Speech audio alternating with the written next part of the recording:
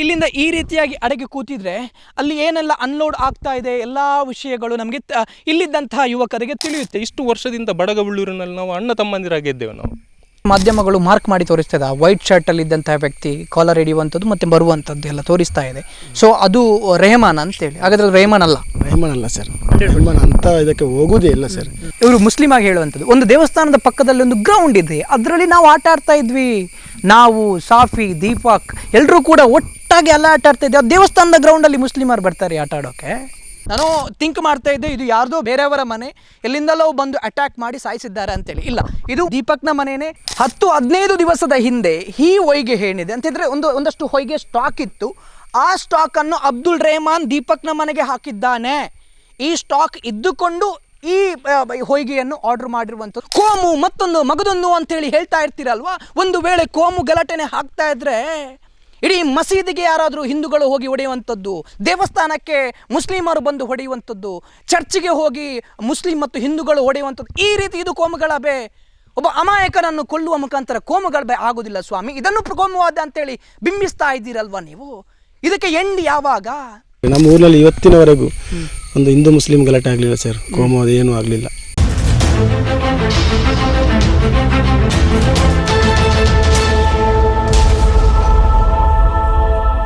And welcome to our YouTube family Kudla rampage. ಇಡೀ ಕರ್ನಾಟಕಕ್ಕೆ ಗೊತ್ತಿದೆ ಅಂತ ಹೇಳಿದರೆ, ಕೊಲ್ತಾ ಮಜಾಲ್ ಅಲ್ಲಿದ್ದಂತಹ ಒಬ್ಬ ಯುವಕ ಅಬ್ದುಲ್ ರೆಹಮಾನನ್ನು ದೀಪಕ್ ಮತ್ತು ಅವರ ಟೀಮ್ ಹತ್ಯೆ ಮಾಡಿರುವಂಥ ವಿಚಾರ. ಈಗ ಪೊಲೀಸ್ನವರಿಗೆ 3 ಆರೋಪಿಗಳು ಕೂಡ ಸಿಕ್ಕಿದ್ದಾರೆ. ನಾವೀಗ ಸ್ಪಾಟಲ್ಲೇ ಇದ್ದೀವಿ. ಈ ಅಬ್ದುಲ್ ರೆಹಮಾನ್ ರವರ ಏನು ಮರ್ಡರ್ ಆಗಿತ್ತು ಆ ಸ್ಪಾಟಲ್ಲೇ ಇದ್ದೀವಿ. ನಿಮಗೆ ನೋಡಿದರೆ ಗೊತ್ತಾಗುತ್ತೆ, ಇದೇ ಪ್ಲೇಸ್. ಈ ಹೊಯ್ಗೆಯನ್ನು ಹಾಕೋಕ್ಕೆ ಬಂದಂತಹ ಅಬ್ದುಲ್ ರೆಹಮಾನನ್ನು ಮರ್ಡರ್ ಮಾಡಿರುವಂತಹ ಘಟನೆ ಅಂತೇಳಿದ್ರೆ, ಈ ಮನೆ ಏನು ಕಾಣ್ತಾ ಇದೆ, ಈ ಮನೆ ಸ್ವತಃ ದೀಪಕ್ನ ಮನೆಯೇ. ಅದೇ ರೀತಿ ಕಲಂದರ್ ಶಾಫಿ ಏನು ಇದ್ದ ಮತ್ತೊಬ್ಬ ವ್ಯಕ್ತಿ, ಸೊ ಅವರಿಗೂ ಕೂಡ ಅತ್ಯಂತ ಪರಿಚಯದ ವ್ಯಕ್ತಿ ಅಂತ ಹೇಳಿದರೆ ಅದು ದೀಪಕ್. ಸಾಫಿ ಮತ್ತು ಈ ದೀಪಕ್ ಎನ್ನುವಂಥ ವ್ಯಕ್ತಿಗಳು ಇಬ್ಬರು ಫ್ರೆಂಡ್ಸ್ಗಳಾಗಿದ್ದರು. ಇಬ್ಬರು ಒಟ್ಟಿಗೆ ಕ್ರಿಕೆಟ್ ಕೂಡ ಆಡ್ತಾ ಇದ್ರು ಅನ್ನುವಂಥ ವಿಚಾರದಲ್ಲೂ ಕೂಡ ನಾನು ಕೇಳ್ಪಟ್ಟಿದ್ದೆ. ದೀಪಕ್ಕೇ ಸ್ವತಃ ಕರೆ ಮಾಡಿ ನಮ್ಮ ಮನೆಗೆ ಹೊಯ್ಗೆ ಬೇಕು ಅಂತ ಹೇಳಿದರೆ, ನಿರ್ಮಾಣದ ಹಂತದಲ್ಲಿರುವಂತಹ ಮನೆ ಏನಿದೆ ಅದಕ್ಕೆ ನಮ್ಮ ಮನೆಗೆ ಹೊಯ್ಗೆ ಬೇಕು ಅನ್ನುವಂಥ ವಿಚಾರದಲ್ಲಿ ಸ್ವತಃ ದೀಪಕ್ ರವರೇ ಕರೆ ಮಾಡಿ ಅಬ್ದುಲ್ ರೆಹಮಾನ್ ಏನಿದ್ದಾರೆ ಅವರನ್ನು ಇಲ್ಲಿಗೆ ಕರೆಸಿ, ಅದು ನೋಡಿದರೆ ಗೊತ್ತಾಗುತ್ತೆ ಹೊಯ್ಗೆ ಅನ್ಲೋಡ್ ಕೂಡ ಆಗಿದೆ.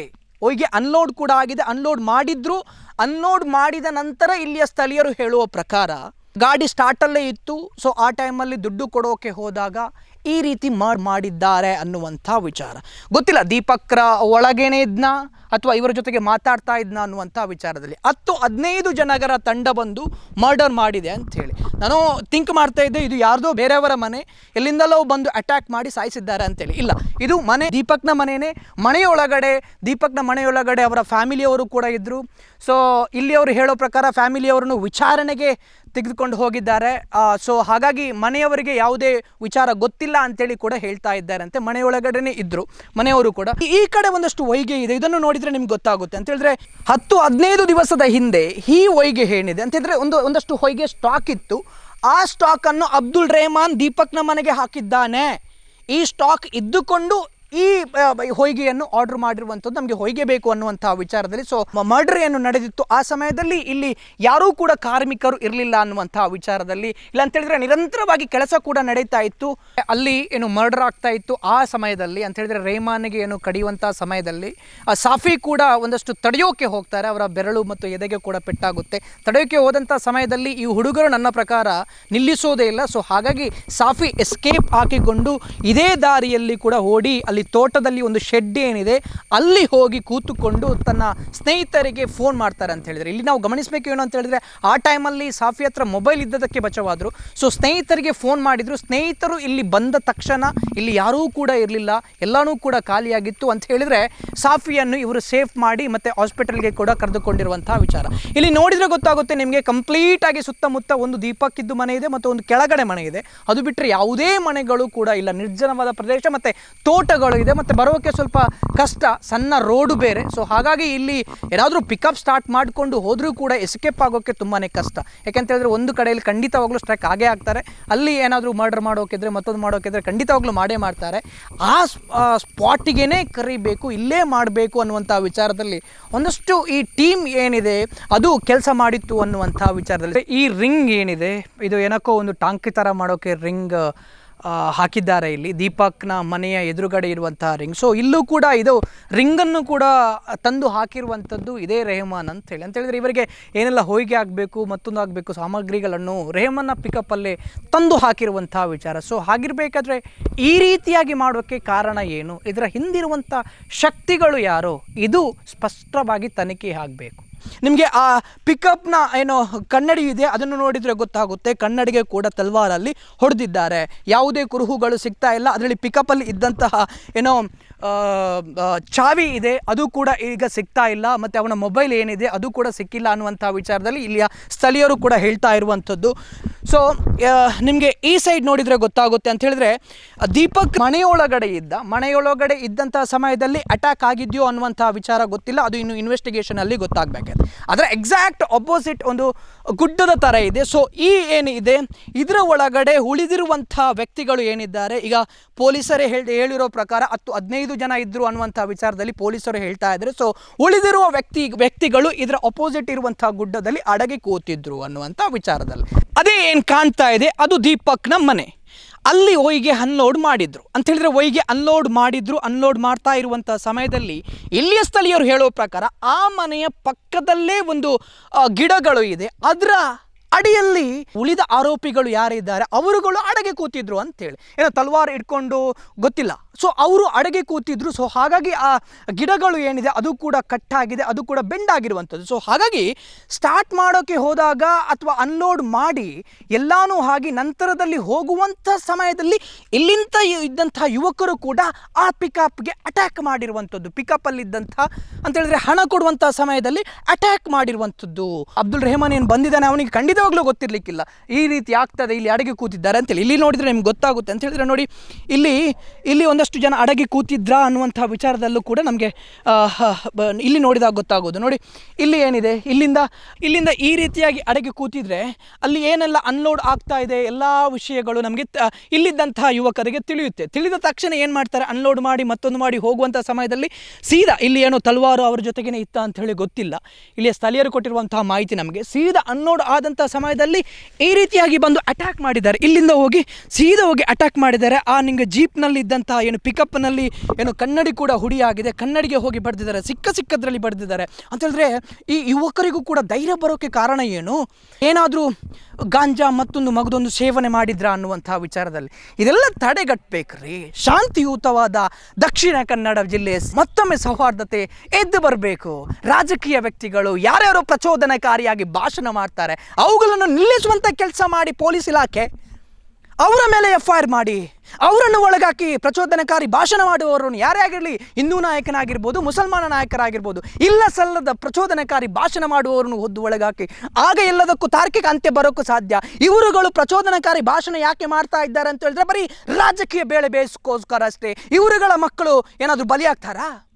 ಇವರುಗಳ ಮಕ್ಕಳನ್ನು ಇದೇ ವಿಚಾರಕ್ಕೆ ಇವರು ಹೋಗ್ತಾರಾ? ಅಥವಾ ಇವರುಗಳ ಮಕ್ಕಳನ್ನ ಅಟ್ಲೀಸ್ಟ್ ಒಂದು ಸೈನಿಕನಾಗಿ ಮಾಡೋಕ್ಕೆ ಇವರಿಗೆ ಲಾಯಕ್ಕಿದೆಯಾ? ಇವರುಗಳ ಮಕ್ಕಳು ಅಮೇರಿಕ ಮಗದೊಂದು ಎಲ್ಲೆಲ್ಲೋ ದೊಡ್ಡದರಲ್ಲಿ ಕಳೀತಾರೆ, ಬಿಸ್ನೆಸ್ ಮಾಡ್ತಾ ಹೋಗ್ತಾರೆ. ಬಲಿಯಾಗುವಂಥದ್ದು ಇಂಥ ಪಾಪದ ಮಕ್ಕಳು, ಬಡ ಮಕ್ಕಳು. ನಂತರ ಬೇಲ್ ಕೊಡೋಕ್ಕೆ ಯಾರೂ ಇರುವುದಿಲ್ಲ, ಅವುಗಳಿಗೆ ಅಲ್ಲೇ ಸಾಯಬೇಕು. ಇವರಿಗೆ ಸಮಾಜ ಹೊಡೆದು ಹಿಂದೂ ಮುಸ್ಲಿಂ ಇಲ್ಲಿ ಜಾಂಡ ಊರಬೇಕು ದಕ್ಷಿಣ ಕನ್ನಡದಿದ್ದಾರೆ, ಅದರಲ್ಲಿ ಇವರು ಬೇಳೆ ಬೇಯಿಸ್ಕೊಳ್ಬೇಕು, ಅಷ್ಟೇ ಇರುವಂಥದ್ದು ಇವುಗಳಿಗೆ. ಸೊ ಹಾಗಾಗಿ ನಾನು ಹೇಳ್ತಾ ಇದ್ದೀನಿ, ಸರಿಯಾದ ತನಿಖೆ ನಡೆಸಬೇಕು. ಯಾರದೇ ತಪ್ಪಿದ್ರೂ ಕೂಡ ಅವರಿಗೆ ಶಿಕ್ಷೆ ಆಗಲೇಬೇಕು, ಇದರಲ್ಲಿ ಮುಲಾಜೆ ಇಲ್ಲ.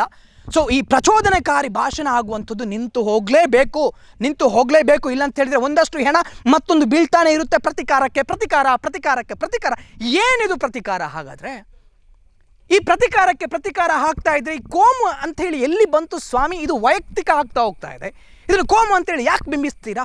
ಮಂಗಳೂರು ಇನ್ನು ಡೆವಲಪ್ಮೆಂಟ್ ಆಗುವಂಥದ್ದು ಬೇಡವಾ? ದಕ್ಷಿಣ ಕನ್ನಡ ಡೆವಲಪ್ಮೆಂಟ್ ಆಗುವಂಥದ್ದು ಬೇಡವಾ ನಿಮಗೆ? ಹಾಗಾದರೆ ಎಲ್ಲರೂ ಹೆದರಿಕೆಯಿಂದಲೇ ಬದುಕಬೇಕಾ ಹಾಗಾದರೆ? ಸೊ ಇಲ್ಲಿಯ ಸ್ಥಳೀಯರು ಕೂಡ ನಮ್ಮ ಜೊತೆಗೆ ಇದ್ದಾರೆ, ಅವ್ರನ್ನ ನಾನು ಮಾತಾಡಿಸ್ತಾ ಹೋಗ್ತೀನಿ. ಸರ್ ಏನು ಹೇಳ್ತೀರಾ ಅಂತೇಳಿ ಈ ಘಟನೆಯ ಬಗ್ಗೆ? ಘಟನೆ ಬಗ್ಗೆ ಎಂತ ಹೇಳುದು, ಎಂತ ಹೇಳುದು, ಏನು ಹೇಳುವ ಹಾಗಿಲ್ಲ. ಅಂದರೆ ಇದು ದೀಪಕ್ಕಿದ್ದೇ ಮನೆ, ಗೆಳೆಯರಾಗಿದ್ದರು, ಈ ರೀತಿ ಮಾಡ್ತಾರೆ ಅಂತ ಹೇಳಿದ್ರೆ ಇದಕ್ಕೆ ಕಾರಣ ಯಾರಾಗಿರ್ಬೋದು, ಏನು ಕಾರಣ ಆಗಿರ್ಬೋದು ಅಂತೇಳಿ? ಸರ್ ನೋಡಿ, ಈಗ ಕಾರಣ ಏನು ಎಂತ ನಮಗೆ ನಿಜವಾಗಿ ನಮಗೆ ವಿಷಯವೇ ಗೊತ್ತಿಲ್ಲ, ಟು ಬಿ ಆನೆಸ್ಟ್. ಆದರೆ ಈಗ ನೋಡಿ, ನಾವೆಲ್ಲ ಒಂದೇ ಊರಲ್ಲಿ ಇರುವವರು. ನಮ್ಮದು ಬಡಗ ಬೆಳ್ಳೂರು ಆಗ್ತದೆ, ಇದು ಮಾಯಿಲವಾಡಿ ಆಗ್ತದೆ, ಇದು ಹಿರಾಕೋಡಿ ಆಗ್ತದೆ. ಬಡಗ ಬೆಳ್ಳೂರಿನಲ್ಲಿ ನಮ್ಮ ತಂದೆಯವರು ಇರುವ ಕಾಲದಿಂದಲೂ ಅಲ್ಲಿ ಆದಿಶಕ್ತಿ ಚಾಮುಂಡೇಶ್ವರಿ ದೇವಸ್ಥಾನ ಎಲ್ಲ ಇದೆ. ಅಲ್ಲಿ ದಸರಾ ಮಹೋತ್ಸವ ಎಲ್ಲ ಆಗ್ತದೆ, ಎಲ್ಲ ಕಾರ್ಯಕ್ರಮವೂ ಆಗ್ತದೆ, ಮೊಸರು ಕುಡಿಕೆ ಎಲ್ಲ ಆಗ್ತದೆ. ನಾವೆಲ್ಲರೂ ಒಂದೇ ತಾಯಿಯ ಮಕ್ಕಳಂತೆ. ಈಗ ಇವರಿದ್ದಾರೆ, ಇವರು ಎಲ್ಲರೂ ಒಂದೇ ತಾಯಿಯ ಮಕ್ಕಳಂತೆ ಬೆರೆತು ಆಡಿ ಒಂದೇ ಇದರಲ್ಲಿ ಇರುವವರು ನಾವು. ಇದೆಲ್ಲ ಯಾಕೆ ಈಗ ಇಂಥ ಪರಿಸ್ಥಿತಿ ಆಯಿತು ಅಂತ ನನಗೆ ಹೇಳಲಿಕ್ಕಾಗೋದಿಲ್ಲ. ನಂತರ ಮಾತೇ ಇಲ್ಲ. ನಂತರ ಎಂಡ ದಾಲ ಪಂಡ್ರೆ ದಾಲ ಇಜ್ಜಿ ಆತೆ ಆತೆ ಪನೋಳಿ ಬಕ್ಕ ದಾಲ ಪಂಡ್ರೆ ಸಹ ಇತ್ತೆ ಮೇರ್ಲವ್ಲೇರಿ ಇವರು ಇದ್ದಾರೆ. ಇವರು ಸಹ ನನ್ನ ನೇಬರ್, ನನ್ನ ನೆಕ್ಸ್ಟ್ ನೇಬರ್ ಇವರು. ನಾವೆಲ್ಲ ಇಷ್ಟು ವರ್ಷದಿಂದ ಬಡಗಬಳ್ಳೂರಿನಲ್ಲಿ ನಾವು ಅಣ್ಣ ತಮ್ಮಂದಿರಾಗಿದ್ದೇವೆ ನಾವು. ನನ್ನ ತಂದೆಯವರು, ಇವರ ತಂದೆಯವರು ಎಲ್ಲರೂ ಒಂದೇ ಎಂಕ್ಲು ಒಂಜೆ ಅಪ್ಪನ ಜೋಕುಲು ಲೆಕ್ಕ. ಒಂದು ಇಂಚಿನ ಪರಿಸ್ಥಿತಿ ದಾಯ ದಾಯ ಬತ್ತನಿಂದ ದೇವರಿಗೆ ಮಾತ್ರ ಗೊತ್ತಂತ ಎಂಕ್ ಬಂಟ್ರೆ ಸಾಧ್ಯ. ದೀಪಕ್ ನಮ್ಮ ಮನೆಯವರು ನಿಮಗೆ ಪರಿಚಯ ಇದ್ರು? ಪರಿಚಯ ಇದೆ. ಅವರ ತಂದೆಯವರು ಪರಿಚಯ ಇತ್ತು, ಅವರ ತಾಯಿಯವರು ನನಗೆ ಪರಿಚಯ ಇದೆ. ಆಮೇಲೆ ಹೌದು, ಪರಿಚಯ ಇದ್ದಾರೆ, ನನಗೆ ಪರಿಚಯ ಇದ್ದಾರೆ. ಹೇಗೆ ಮನೆಯಲ್ಲಿ ಎಲ್ಲ ಹೇಗೆ ಅಂತೇಳಿ, ಅಂದರೆ ಕಡು ಬಡತನದಿಂದ ಬಂದಂಥವರ? ಹೌದು, ನೀವು ಕಡು ಬಡತನದಲ್ಲೇ ಬಂದವರು, ನಿಮಗೆ ಈಗ ಗೊತ್ತಾಗ್ಬೋದು ನೋಡುವಾಗೆಲ್ಲ, ವಿಷಯ ನೋಡುವಾಗ ಕಡು ಬಡತನದಲ್ಲೇ ಇದ್ದವರು. ಆದರೆ ಒಬ್ಬ ಹುಡುಗ ನಿಜವಾಗಿ ಆ ಬಡತನಕ್ಕೆ ಒಂದು ಉತ್ತರ ಆಗಬೇಕಿತ್ತು. ಆದರೆ ಇದು ಎಂತ ಆಯ್ತು ಹೇಳಿ ನನಗೆ ಹೇಳಲಿಕ್ಕೆ ಸಾಧ್ಯ ಇಲ್ಲ ಸರ್. ಇದು ಎಲ್ಲ ಆದದ್ದು ಅಷ್ಟು ಒಳ್ಳೆಯ ವಿಷಯ ಅಲ್ಲ. ಅವರ ತಂದೆ ಏನು ಕರೆಂಟ್ ಇದರಿಂದ? ಹೌದೌದು, ಅವರ ತಂದೆಯವರು ಕರೆಂಟ್ ಶಾಕ್ ಹೊಡೆದು ತೀರಿ ಹೋದದ್ದು. ಎಷ್ಟು ವರ್ಷ ಆಗ್ಬೋದು, ಆಲ್ಮೋಸ್ಟ್ ಒಂದು 5-6 ವರ್ಷ ಆಗ್ಬೋದು. ಅವರು ಕರೆಂಟ್ ಹೊಡೆದು ತೀರಿ ಹೋದರು. ಆಮೇಲೆ ನಿಜವಾಗಿ ಹೇಳಬೇಕಾದ್ರೆ ಕುಟುಂಬದ ಜವಾಬ್ದಾರಿ ಒಂದು ಒಳ್ಳೆ ರೀತಿಯಲ್ಲಿ ನಿಭಾಯಿಸಬೇಕಿತ್ತು. ಆದರೆ ಎಂತ ಮಾಡೋದು, ಈಗ ಅದನ್ನು ಹೇಳಿ ಏನು ಪ್ರಯೋಜನ ಇಲ್ಲ. ನನ್ನ ಹತ್ರ ಮಾತಿಲ್ಲ ಹೇಳಲಿಕ್ಕೆ ಅಷ್ಟೇ. ರೆಹಮಾನನ್ನು ನೋಡಿದ್ರಾ? ಅಯ್ಯೋ, ರೆಹಮಾನ್ ಎಂತಂತ ಹೇಳೋದು. ರೆಹಮಾನ್ ಅವರ ವಿಷಯದಲ್ಲಿ ನಾನು ಎಂತಂತ ಹೇಳೋದು. ಈಗ ಪರೋಪಕಾರಿ ಅವರು. ಈಗ ನಿಮಗೆ ಏನಾದರೂ ಸಮಸ್ಯೆ ಆದರೆ, ಈಗ ನೋಡಿ ಅವರ ಅಣ್ಣ ಹನೀಫು, ನಾವೆಲ್ಲ ಸಣ್ಣ ಮಕ್ಕಳಿರುವಾಗ ಅವರ ಅಣ್ಣ ಹನೀಫ್ ಅವರು ಪಿಕಪ್ ಡ್ರೈವರ್. ಆಗಿನ ಕಾಲದಲ್ಲಿ ಸಾಧಾರಣ ನಾನು ಹೇಳೋದು ಒಂದು 20-25 ವರ್ಷಕ್ಕಿಂತ ಮುಂಚೆ ಯಾರಿಗಾದರೂ ರಾತ್ರಿ ಏನಾದರೂ ಸಮಸ್ಯೆ ಆಯಿತು, ನಿಮಗೆ ಹುಷಾರಿಲ್ಲ, ಡಾಕ್ಟ್ರ್ ಹತ್ರ ಹೋಗಬೇಕು, ಹನೀಫ್ ಒಬ್ಬರೇ ಉತ್ತರ. ಈಗ ಎಲ್ಲ ನಿಮ್ಮ ಎಲ್ಲ ಮಾರುತಿ ಕಾರ್ ಅದು ಇದು ಎಲ್ಲ ಇದೆ, ಅದೆಲ್ಲ ಬೇರೆ ವಿಷಯ. ಆ ಕಾಲದಲ್ಲಿ ಇದ್ದದ್ದು ಹನೀಫಾಕ ಮಾತ್ರ. ಏತ್ ಬರ್ತಾನಲ್ಲ ಜಾರ್ಬೋದು ಹನೀಫಾಕ ಹೋಗ್ಬೇರಿ. ಹಾಗೆ ಇವರು ಸಹ ಪಾಪ, ಯಾರು ಅವರ ತಮ್ಮ ರೆಹಮಾನ್ ಅವರು ಪಾಪ ಎಲ್ಲ ವಿಷಯದಲ್ಲೂ ಪಾಪ ಒಳ್ಳೆಯ ಒಂದು ಹುಡುಗ. ಅವರ ಒಂದು ಇಷ್ಟರವರೆಗೆ ಒಂದು ಕಿಂಚಿತ್ತು ಒಂದು ಮೈನಸ್ ಪಾಯಿಂಟಿಂದ ನನಗೆ ಗೊತ್ತಿಲ್ಲ. ಮೈನಸ್ ಪಾಯಿಂಟ್ ಇಲ್ಲ, ನಂಗೆ ಗೊತ್ತಿಲ್ಲ. ಯಾನ್ ತೆರಿನ ಮಟ್ಟಿಗೆ ಹೀಗಾಗಬಾರ್ದಿತ್ತು ಸರ್. ಇದೆಲ್ಲ ತುಂಬ ನಾಟ್ ಗುಡ್, ಒಳ್ಳೆಯದಲ್ಲ, ಇದೆಲ್ಲ ಒಳ್ಳೆಯದಲ್ಲ. ನಾನು ಕೇಳ್ಪಟ್ಟೆ ಸಾಫಿ ಮತ್ತು ದೀಪಕ್ ರವರು ಫ್ರೆಂಡ್ಸ್ ಆಗಿದ್ದರು, ಕ್ರಿಕೆಟ್ ಕೂಡ ಆಟ ಆಡ್ತಿದ್ರು ಅನ್ನುವಂಥ ವಿಚಾರದಲ್ಲಿ. ಹೀಗೆ ಮಾಡೋಕ್ಕೆ ಕಾರಣ ಏನು ಇದ್ದಿರ್ಬೋದು ಅಂತೇಳಿ? ರೆಹಮಾನ್ ಮೇಲೆ ಏನಾದರೂ ವೈಯಕ್ತಿಕ ದ್ವೇಷ ಇತ್ತಾ?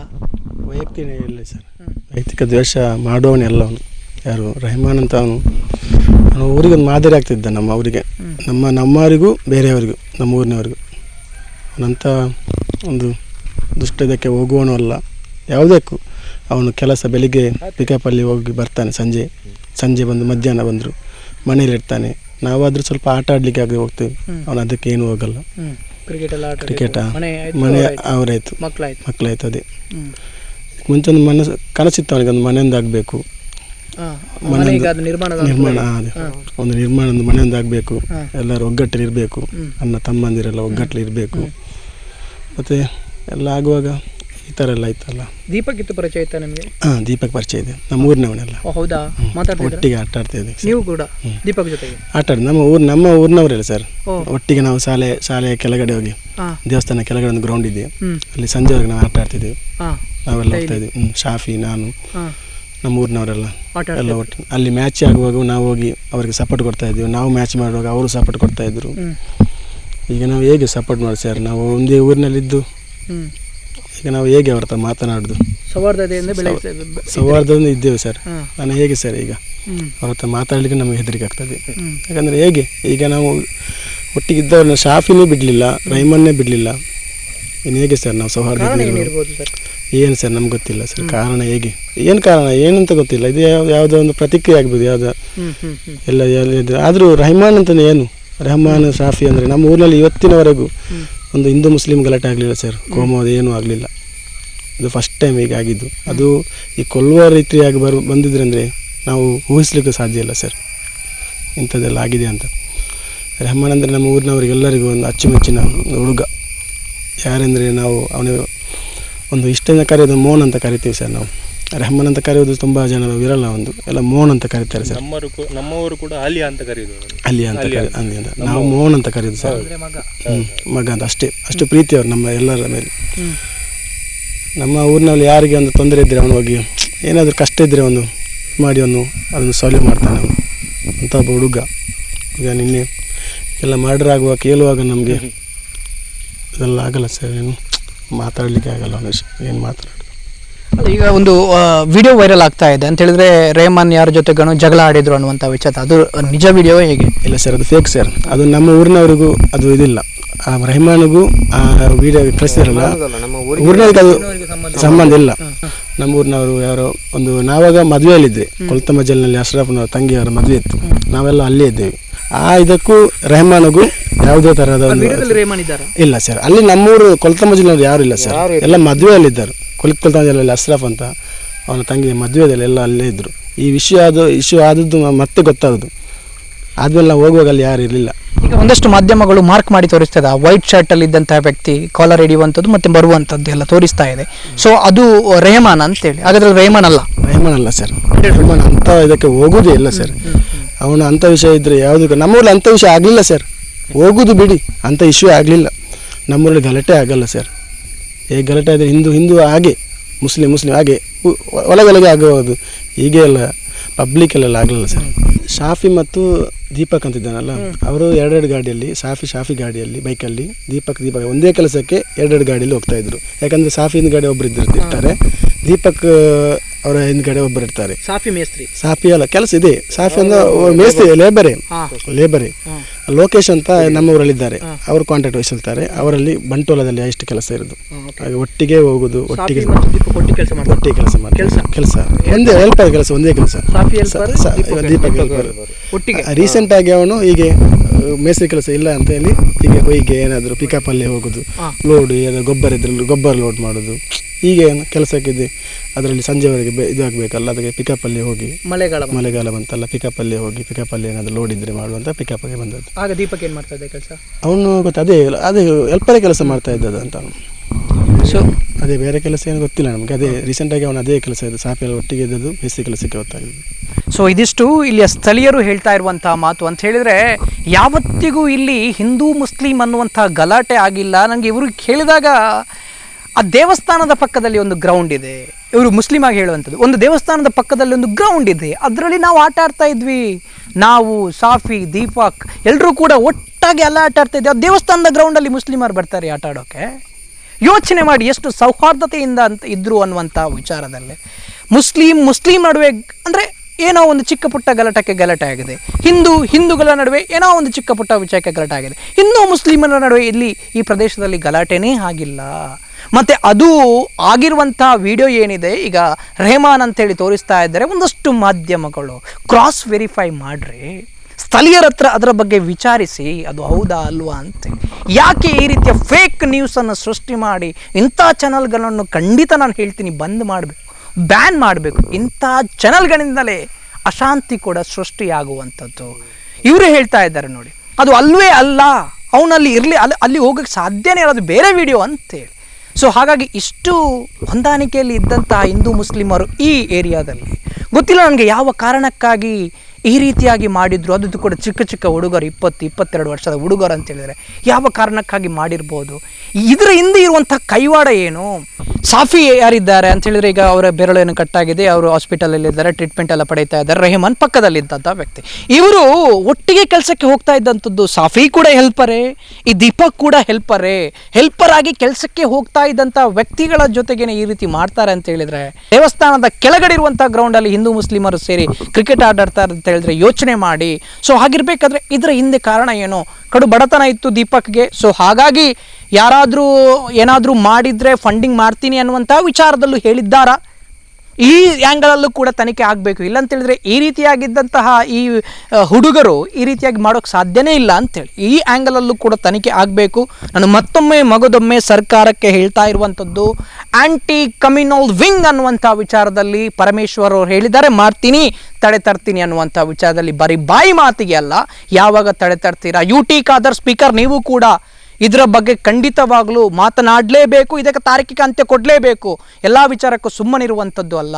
ಒಂದಷ್ಟು ಜನರು ಕೋಮುವಾದದ ಭಾಷಣ ಮಾಡ್ತಾರೆ, ಆ ಪೊಲಿಟಿಷಿಯನ್ಗಳು ಕೋಮುವಾದದ ಭಾಷಣ ಮಾಡ್ತಾರೆ, ಇದರಿಂದಾಗಿ ಪ್ರೇರೇಪಣೆಗೊಂಡು ಒಂದಷ್ಟು ಮುಖಂಡರು ಕೋಮುವಾದ ಸ್ಪೀಚ್ ಮಾಡ್ತಾರೆ, ಇದರಿಂದಾಗಿ ಪ್ರೇರೇಪಣೆಗೊಂಡು ಈ ರೀತಿಯಾಗಿ ಮಾಡಿದ್ರೆ, ಒಂದು ವೇಳೆ ಆ ರೀತಿಯಾಗಿ ಮಾಡಿದರೆ ಖಂಡಿತವಾಗ್ಲೂ ಅವರ ಮೇಲೂ FIR ಮಾಡಬೇಕು, ಅವರಿಗೆ ಮೊದಲು ಜೀವಾವಧಿ ಶಿಕ್ಷೆ ಕೊಡಬೇಕು.